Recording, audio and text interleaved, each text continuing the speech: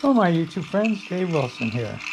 Well, a couple of things I want to share.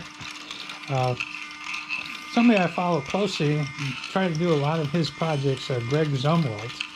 Anyway, this is his latest thing he's come up with. I forget exactly the name. It's a Marblevator, but it moves marbles around, or in this case, little plastic balls.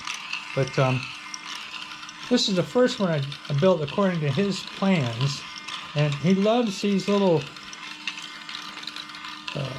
where you print your own bolts and they thread into part of the design.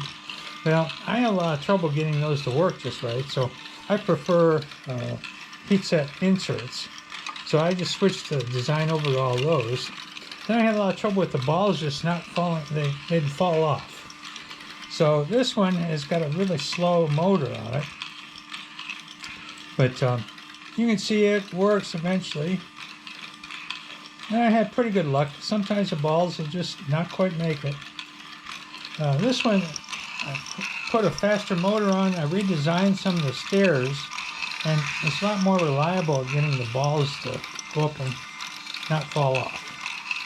But it's fun to play with, it's fun to watch, and it's always a challenge for me to make his designs. This one looks simple, but it turned out to be a little bit more complicated. So anyway, I'm going to post a link to this design if anybody wants to try it. It's a fun project. Then I finally made some progress. I've got the Prusa running well, and then I had some success with the CoPrint on the rat rig.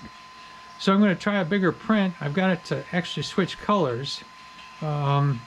Got a little problem that the colors are backwards. So I had this as number 1, 2, 3, and 4. Actually, it thinks this is number 4, 3, 2, and 1. So I'm going to do some cable swapping, but I'm going to try it again. But I'm real happy that I at least get some color swapping, and it seems to be working pretty well. Now, this part's a little too big, but I'm not too worried about that until I get everything else working. But thanks for watching. If you have any questions, please let me know.